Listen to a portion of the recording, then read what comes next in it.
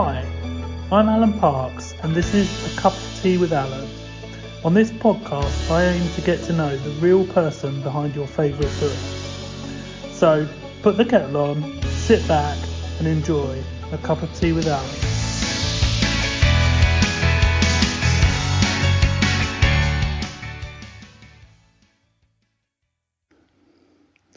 Hi and welcome to episode 3 of A Cup of Tea with Alan. Today's interview is with a lovely lady called Kim Nash. She is a book blogger, a writer, a publicist, a book club owner, an interviewer. She does everything to do with books. It was a really, really good interview to get involved with and to have a chat to Kim. If you do enjoy today's interview with Kim, please don't be shy to share the interview around on social media. Put it out on your Facebook, put it out on Twitter, put it out on Instagram. It will help the podcast grow. It will help Kim get more audience. And together we can reach more and more people. Thank you and enjoy the interview. Hello and welcome to the latest episode of A Cup of Tea with Alan. Today I'm talking with Kim Nash. Kim is from the UK. She writes feel-good romantic comedies, which I think is something we could all use a bit more of at the moment. Welcome to A Cup of Tea with Alan, Kim. Hi, Alan. Thank you so much for asking me to come along and chat to you. Oh, you're so welcome. Well, as I always start with some quick-fire icebreaker questions, we'll get going with that. And then we'll talk a bit about your background and your books and all that sort of thing, if that's okay? Certainly is. Okay, first of all, tea or coffee? Coffee. Oh, you're a coffee drinker. Does that mean you need coffee to wake up in the morning? I do. I can't normally function without at least 2 cups of, and can I do a big ad for Nescafe Azera coffee here? Yeah, that's fine. So do you prefer a mug or a teacup? Mug. Everyone says mug. A big fat mug, yeah, really big mug. Read a book or watch Netflix? Read a book? Well, actually, I'm going to stop there. I do like to watch Netflix as well. Okay, what's your favourite thing on Netflix at the moment? I'm trying to think what I'm watching at the minute. I don't think I'm actually watching the series at the minute. I have watched Dynasty lately. Oh, wow. the new version of that, which is quite entertaining. I'm just trying to think what else I've seen lately. I've been watching Suits. So I was catching up on that. I was catching up on, I think, Chicago Fire, and that's all. Oh, I like that. Chicago Fire. I love Chicago Fire. I'm missing that a lot. I need to find something. So if anybody has any recommendations, then I'd love to hear them. We'll get them to put that on Facebook post. Any recommendations for Netflix under the Facebook post? Beachside or mountainside? Oh, beachside. Your books go along with that, don't they? I love the beach. The sea. I think the sea grounds me. I think maybe I was a mermaid or something in a previous life. Cats or dogs? Dogs. Cold weather or hot weather? Hot weather. Vegan or carnivore? Oh, carnivore. My dad was a butcher. I couldn't possibly be anything else. Oh, wow. Posh restaurant or McDonald's? Well, that's a toughie. Posh restaurant. Sounds good. And go to bed early or stay up all night? Go to bed early. Wow, cool. Okay, so now we know a little bit about you. I've been doing some research on you. You've got 3 books out now, am I right? You've got a 4th one coming out soon? That's very true, yeah. Okay, cool. So is there a before Kim the author? What were you doing before you started writing your books? Well, the reason I'm kind of involved in publishing is because I started being a book blogger around about 2011. So that was kind of when I first I've always obviously loved books, but kind of got into the book world, which was when I started blogging. And because of my book blogging that I did, I kind of built some contacts in the publishing world.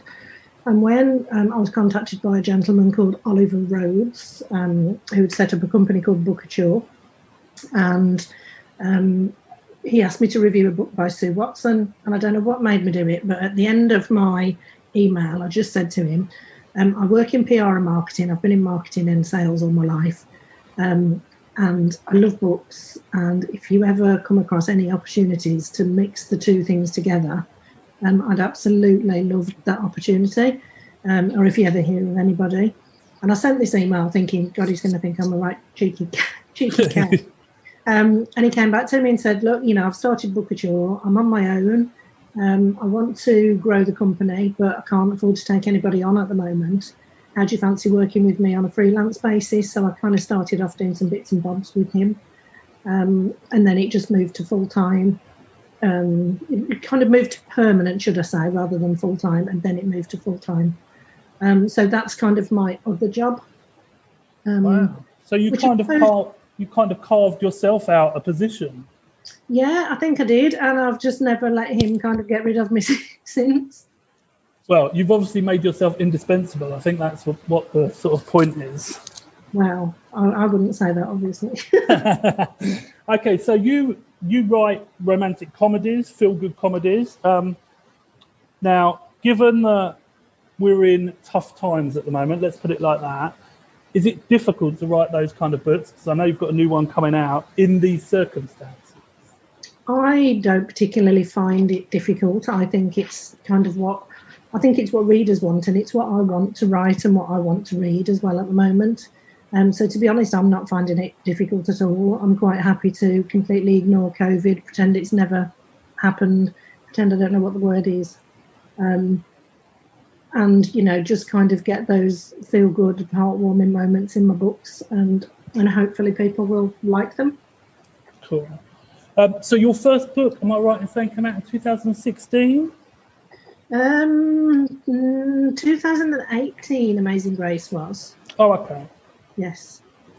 And how did that come about? Where did the ideas come from? What happened? The process? Well, it's a long story. Have you got time? Yeah, we're good with that. Cool. I lost my mom in 2006, and because I suppose as a family we were all grieving but trying to protect each other from sort of upsetting each other all the time, I found that writing my feelings down would be helpful, and I did find it helpful. I found it really cathartic, and I wrote down lots of things about what I thought my mum would say to me if she was around at that particular time, and if she could still talk to me. I then went on, the year after that, I went on to have my first and only child. First and only, is that right? That's probably not really English, is it? My one and only child. And life got in the way. I was doing all sorts of things that, that kind of get in the way from everything.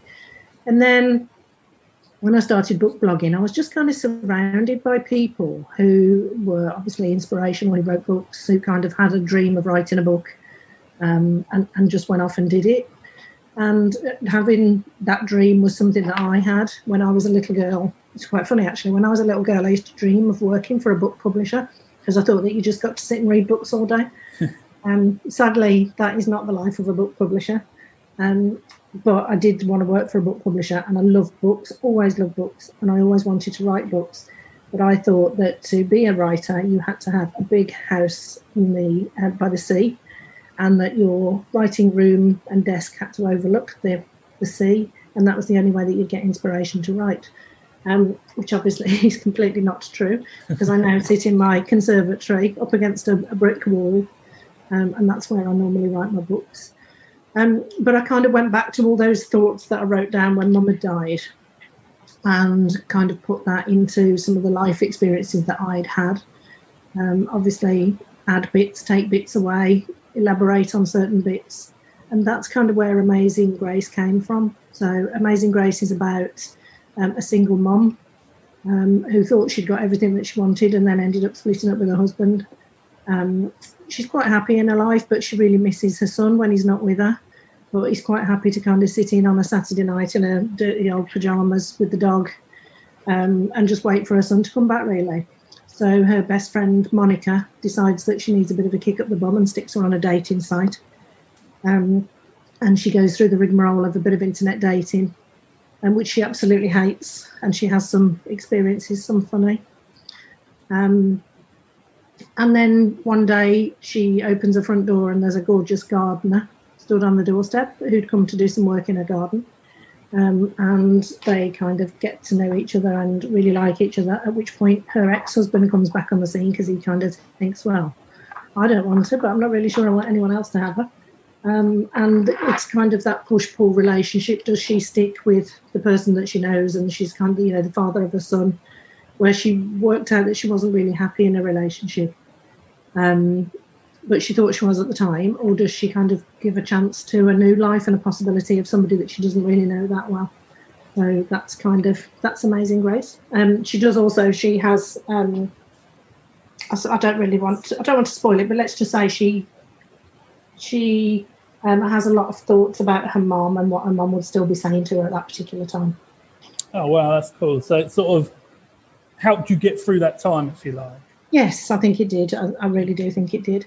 And I was very lucky because one of the editors at Bookature was leaving us to set up her own publishing company.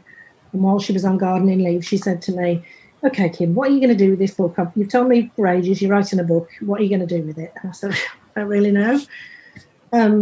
I'd sent it off to an agent before, and when I sent it off to the agent, she actually asked me for it. She was somebody I knew. She was a fantastic agent. And she said, "Are you going to let me read your book?" And I was like, "Oh my God, this is it. This is my big moment." And I chased her up about 2 months later, and she went, "Oh yeah, I did read it, but I don't really think it's for me. I think it's missing something." So I kind of went up and was quite elated at the time that she said she wanted to read it. And then when she said there was something missing, I was quite deflated. And then Kesh said to me, "Do you want me to read it and give you my honest opinion? I'm an editor, and let you know what I think." And I said, "Yeah, that'd be great." So I plucked up the courage to send it to her. And a couple of weeks later, she rang me and said that she'd love to publish it and that she loved it, that it needed some changes, that there were some, we did need to do a bit of work on it, but that she really liked it and wanted to publish it. So I do kind of find myself quite fortunate that was my way into being a published author. Wow. So do you think like you might have gone down the self-publishing route had that not appeared? Well, my first two books were published with that particular publisher, but then my last book, which was my third book, I decided to self-publish that one, and my next book I'm self-publishing too. Do you quite like the control you have when you self-publish? Yes. I am a control freak. I have worked it out. So yes, I do like that control element. I like the fact that if I want to change the retailer description, I can do it there and then. I can see the sales coming in on a daily basis, which isn't always a good thing, in fairness. Well, no, you can obsess a bit about it, can't you? Yeah, God, yeah. But no, I do like that kind of, working out all the the data and the categories it needs to go into and stuff like that. So, and I suppose I've got quite a decent insight because I work in the publishing world anyway. Of course. I think the difficulty is these days, people from the outside of the book world, shall we say, because obviously self-publishing is huge these days and it's a big business. But people from the outside, they see people as writers and just, everyone's earning loads of money and the publishing company is doing this, they're advertising it for you. Whereas, of course, that's not the case a lot of the time now. Even with traditional published books, the author's still expected to do a lot of the legwork. Yeah, absolutely. Yeah, it is the case, and I think there's I published first as an ebook. My books with my publisher, and they are ebooks. And I still think there's an awful lot of snobbery around the ebook market. People kind of look down and say to me, I know somebody said to me at the time, "Oh, isn't it a shame you couldn't have got a proper contract?"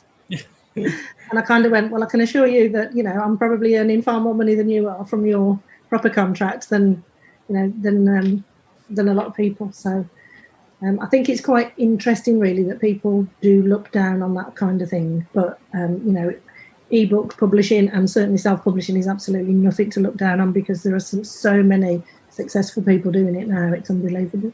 I mean, basically, Amazon changed the game, didn't they? A few years ago, they just put this thing out there when KDP started and self-publishing started.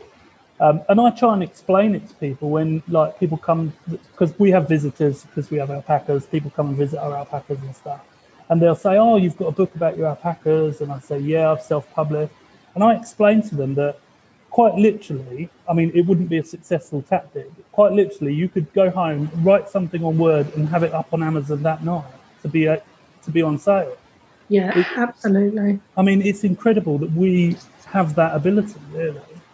It is, and I think it's opened up the whole publishing world as well, really, because it gives people who maybe can't get published elsewhere, it gives them the chance to still publish their books, but it also gives people a different route. You get, if you're self-published, obviously you get a lot more of the profit, but you also have to concentrate on the marketing side of things as well. So there's swings and roundabouts, and it's not for everybody.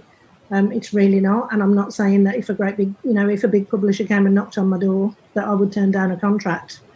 If anybody's listening out there, not yet. They might be listening in a few months' time. I think it's something that it's a serious contender for people, and it's something that you really have to think about.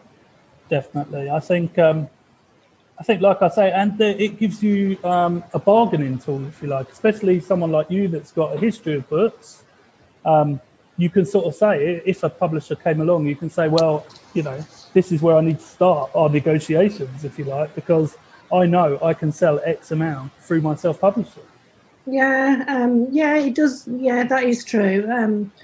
Although I think with a lot of ebook publishers, and certainly with Bookouture, who I work for, we have set terms, so the terms are non-negotiable, which I quite like in a way, because you don't have that, well, she got more of an advance than I got, that's true, and then you have to earn out your advance and stuff. I think I'd rather, have a brilliant royalty and kind of work it from there personally. But again, like I say, if somebody wants to come and offer me a 6-figure advance, I'm up for that too. If anyone gets in touch with me, I'll put you in touch with them. Please do. Okay, so when I was doing some research about you, like, everything that comes up on your website, everything that comes up on your social media pages is all books. It's reading books, it's writing books, it's talking about books. Where did Kim the Bookworm come from? That was back in 2011 when I was at a point in my life where I wasn't particularly happy. Didn't really know that I wasn't happy. I just kind of drifted along, really. And I read a book by an author called Millie Johnson. And the book was about a lady who was, she read an article in a magazine about clutter clearing, and she brought the article home, started reading it, and kind of started clearing out all the crap that she got in her house. And then she realised once she'd done all of that it actually wasn't all that stuff that she was kind of hanging on to, and that she was concerned about. It was other things in her life, like the job that she'd got and the relationship she was in and sort of things like that. And it kind of got me really asking a lot of questions of myself. And I remember writing a letter I wrote an email actually to the author, because it said at the beginning of the book, if you've enjoyed this book, do email me, and gave her email address. So I emailed her, and I thought, there's absolutely no way in the world that this author is going to write back to me, because she's an author, and obviously authors are up there on big pedestals. A bit like footballers are to my son. Yeah, and me. My David Beckham's up there for me as well, to be fair. So I emailed Millie and I just said, look, this book really resonated with me. Thank you so much for writing it. And she came back within an hour, and I'll never forget her words to this day. She said, you lady are the reason I write books. Wow. And we just kind of got chatting. I bought all the rest of her books and loved them. And she said to me, you can apply to become what's called an advanced review reader. So you can get ARCs, which are advanced review copies. And I kind of thought, I don't know anything about this, never heard of it before. And she said, a lot of book bloggers have them. And at the time, I was working for a company who had a travel blog. So I knew a bit about blogging, and I kind of thought, you know what, I could set up a book blog here and review books. And Millie Johnson said to me, I can tell some of my author friends about you, and if you want them to send you copies of their books as well, then they'll do that. And I kind of thought, oh my God, this is amazing. So the books that I read, I started to do reviews on, and then authors started to get in touch with me, and then publishers started to get in touch with me as well. And it just kind of grew from there, really. And as I said earlier, that led to me really being able to work in the publishing world. It's amazing, so really. Millie Johnson for everything. Well, yeah, it's amazing when you sort of, reach out as you did, send an email or whatever, and say yes to an opportunity. It's amazing what can happen. Definitely. So literally, that was your first blog post, was the review of the Millie Johnson book, was it? I think it might have been. I think it was. I don't know. It was a long time ago, to be honest. A lot's happened since then, but it was certainly one of the very first ones. So that was 2012. Is the book blog itself still going?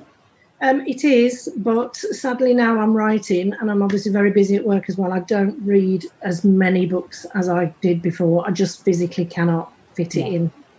But I still do, I suppose people that I love, so people like Millie, if somebody asked me to be on Millie's blog tour, I'd jump, I'd jump for that one. And readers that I really, really love. But it is hard because obviously it's, book blogging is something that takes a long time, and I just physically don't have the time, because if I'm reading a book for 10 hours, that's 10 hours I could be spending on writing my own.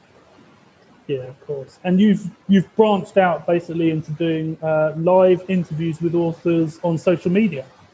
Yes, last year I decided that I was going to start to do an interview with an author. So I set it up. First one was in January last year, and it was with Miranda Dickinson, who has been pivotal in my author life as well. She's invited me onto loads of her writing courses and been very, very encouraging and motivating for me, which is brilliant.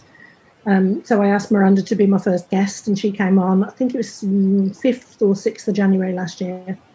And I set some up for the next few Tuesday nights, but fortnightly. And then when March came along, in fact, it was Millie again, strangely. She's a recurring theme. I know, there is. She's my guardian angel, I think. Millie said to me, have you thought about going weekly? Now we've got kind of lockdown. And I said, well, I don't think I'll get enough authors. And she said, oh, Kim, you will. And she asked a friend of hers if she'd like to come on. And it kind of went from there, really. And it just grew and grew. So I started doing it. I think the first 3 I did fortnightly, and then I moved to weekly. And I've only missed one, which is when I was on holiday. Wow. So I've done those. I've had the most amazing authors on. I've had people like Jill Mansell, Katie Ford, Jane Green, people that I've been reading for years and years, and I've asked them to come on, and they've said yes, which is wonderful. And it's been, it's been a lot of fun. We've done a couple of Friday nights where I've had a few sort of panel guests, and we've done it that way as well. But it's been loads and loads of fun, and I get to interview, like you're doing now. I get to interview lots of authors, lots of my favourite authors that I've been reading for years, which is just wonderful. It's again, it's one of those things that's been opened up by technology. I think this particular sort of genre has been opened up over the last year because of being stuck at home and stuff like that. And podcasting is something you can do, and you can post online and have a chat to an author and just give the opportunity for readers or anyone that comes along to listen to just get to know the person a little bit behind the person that writes the book. Because yeah, definitely. And it's been really nice that I get some lovely comments from people who say, I didn't know this author, but I've really enjoyed listening to her talking tonight, or I've really enjoyed, him talking about his book, his latest book, and I've gone out and bought it. And I know that I've introduced authors to readers, which just makes me, that's what kind of book blogging's all about, and it just makes me feel dead proud that I'm able to help and do that. Well, and of course it's the industry you work in now as well, so of course it all sort of ties in together, doesn't it? Yeah. So with the interviewing of the authors and stuff, probably not now, but when you started, because obviously this is just my 3rd podcast now, when you started, was it nerve-wracking? Miranda wasn't nerve-wracking because I've known her for years, and it was almost like I didn't know if anybody was going to turn up. People said they would, but the people say that all the time, don't they, and then don't. So I kind of thought, and I went at it with the approach, well, it's just me and Miranda having a chat, and if anybody else comes along, then that's great. Miranda is somebody that I could sit and talk to her for a whole day, and we'd still have loads to talk about. So it was quite good. I'd got like my set questions, but it just flew by, but flowed really well, I suppose, because it was just like a chat with her, to be honest. The second one I did was with Dorothy Coomson, who I'd met before, but I was probably a bit daunted by, because obviously she's a huge, really famous author. But she was lovely. So yeah, it just kind of went on from there, really. That's good. And like I find it, my most nerve-wracking moment is just before I click to turn the Zoom on. Obviously, that's a bit nerve-wracking with anyone, even people I've known for ages. And reaching out to people, I find that a bit nerve-wracking because you never know how people are going to react. Yeah, that's true. But there's people that I've thought would never say yes to me that have. Jane Green is somebody that lives in America. I kind of tracked her down on Facebook and sent her a message, and within an hour she came back to me and she said, I would absolutely love to do that. And I was just bewildered by it because she was a bit massive hero of mine. And I just think if you don't ask, you don't get, do you? Well, no, absolutely. And have there been any authors that you've had on your interview series or even that you've blogged about that you've got to know that have been totally different to what you expected? Oh, that's an excellent question. I think I've met most of them beforehand. And when I say that, kind of when I do a test of the software. So because it's live on a Tuesday night, we perhaps on a Tuesday at some point do a test just for a few minutes and have a chat. A lot of the authors are people that I know anyway. I'm quite immersed in the author world, so I go along to like the romantic comedy even, yeah, it is rom-com, isn't it? Romantic Novelists Association, I was going to say. I knew something didn't sound right there. Go along to their conference. I go to the Harrogate Crime Festival every year. So there's quite a few people that I've met before anyway. But I think everybody has just been fantastic, so chatty. They love the chance to come on and talk about their books, and I love giving them that chance to do that. Would there be someone that you would consider to be the most famous person that you've had on? Oh gosh, that's a really good question. It's only because I'm nosy. I think probably people like Jill Mansell, Katie Ford, people that have been around for a long time writing books. Lisa Jewell came on. I think those sort of people. Dorothy's a massive one. There are people that I've asked to come on and I haven't managed to persuade yet, but I'll never give up. No, that's right. You can't ever give up, can you? Have you ever had someone come on and switch the tables on you? So, for example, when your new book comes out, you could have someone come on and interview you. I haven't. Well, no, but Miranda Dickinson did say to me one night, I think what we should do is do one of these, but I'll interview you instead. So I actually had an author that dropped out because of illness.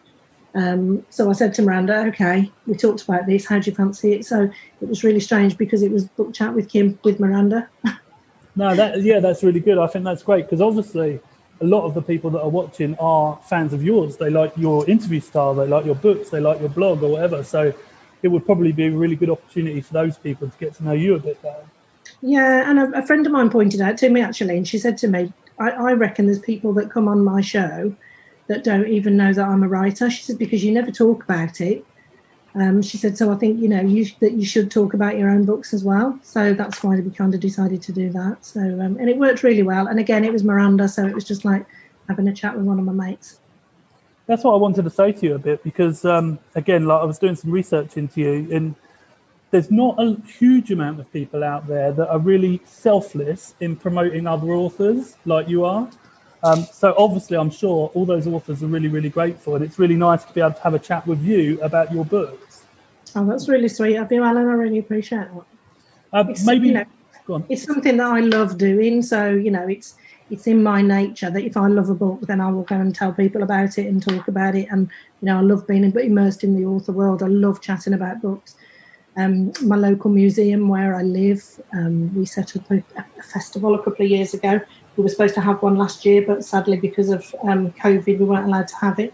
But we set up the Chase Book Fest, and we had authors come along and do interviews. And it's just that kind of connection between authors and readers, and getting more people involved in reading as well that I love. Yeah, it's sort of a really sort of nice mission, isn't it? It's like, yeah. It's not sort of difficult. It's especially if it's something you love, talking about books and talking about authors. It's not sort of complicated. It's not a hassle to have a chat with an author because you're interested in what they're writing about anyway. Absolutely, and just talking to them and asking them questions, it fascinates me. It inspires me. I just think it's wonderful to do. Cool. Okay, so let's have a chat about your latest book that is due out soon, I believe. Yes, I've had the cover back this week. So I have a gorgeous cover, which I'm hoping to show people soon, maybe next week. I can tell you the title. It's, if I can remember it. It's called Moonlight over Muddleford Cove. It's based on a little village called Muddyford down in Dorset, which is somewhere I used to spend a lot of my time when I was a child. And it's about a young lady called Nellie Wagstaff, who used to spend all her time in Muddyford when she was a child. Her best friend was called Jack, who lived next door to her Auntie Lil. She used to go and stay with Auntie Lil because she'd got things going on in her life and in her family that she was kind of trying to keep away from. So Auntie Lil was a really important character in her life. And Auntie Lil, sadly, she lost touch with over the years because of a family feud. And very sadly, Auntie Lil dies and leaves her a house in Muddyford, along with some other things which you find out about in the book. And she meets up with Jack, who's now no longer a 14-year-old gangly boy. He's a very handsome vet and still lives next door. And it's kind of about, does she go down there and make a new life for herself, or does she sort of head back to the Midlands with the things that she's acquired along the way from Auntie Lil? And it's, making that decision again as to where her journey is going to end. So all my books are kind of are about strong females who start somewhere and end somewhere completely different. And it's about the journey that they have along the way and how they kind of, how they get to that journey and how they, lift themselves to that journey place, I suppose. They are rom-coms. I do like a happy ever after, so you're always going to be guaranteed a happy ever after in my books. That's no secret. But I think it's about what happens along the way.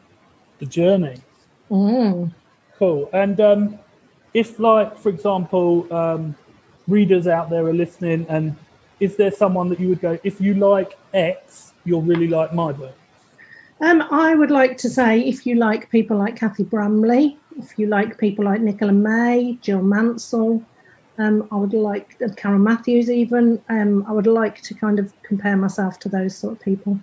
Cool. And I think I'd be quite honoured to compare myself to those people, to be honest. I'm sure they would be honoured too. So what date? When will that be out? Oh, now you're pressing me, aren't you? Do you not know? No, I don't. One of my plans for this weekend, because I'm self-publishing it, obviously, I've chatted to my editor early this morning, and it's gone off to my editor for its mega edit, and then she'll send it back to me. I'm hoping, as I say, to get it up for pre-order next week, so I need to find a publication date, and I'm looking at the end of March. Okay, cool. So what I can do is, in the show notes, if I put a link to your Amazon author page, then people will be able to find that when that goes up. That would be amazing, if you don't mind. Yes, please. No, that's not a problem at all. Okay. Well, that's great. Thank you for talking to me today, Kim. I really, really appreciate that. Thank you for having me, Alan. As I say, it's really kind of you. Okay, what's the best place for people to get in touch with you if they want to get in touch with you? Social media? Yeah, social media is great. I am on Facebook and Twitter as Kim the Bookworm. I often think my surname is the Bookworm, actually, rather than Nash. And on Instagram, well, I'm not even going to tell you what I'm on Instagram because I'm not very good on Instagram. And if you sent me a message, I probably wouldn't find it for a week, to be fair. We're all a bit like that on Instagram, I think. I mean, I've got a page on Instagram, but I'm terrible at using it. You have to be just young. Because I do I do Facebook and I do Twitter, and I kind of think if I did Instagram as well, that's another, hour of the day I'm going to lose. Totally, I understand. Okay, well, that's great. I will put all those details on the show notes, and hopefully we can speak again soon, Kim. Thanks for being on. Thank you so much, Alan. I really appreciate it. You're very welcome.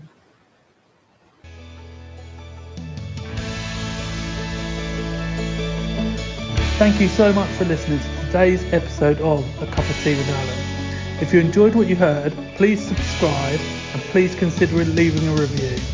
You can follow my social media on Facebook at A Cup of Tea with Alan. And you can follow me on Instagram by following the handle at A Cup of Tea with Alan. That's all one word. If you're an author who'd like to be featured on the podcast, please do feel free to get in touch, either by direct message on social media, or you can email acupofteawithalan@gmail.com. Thank you so much for listening. I really appreciate it.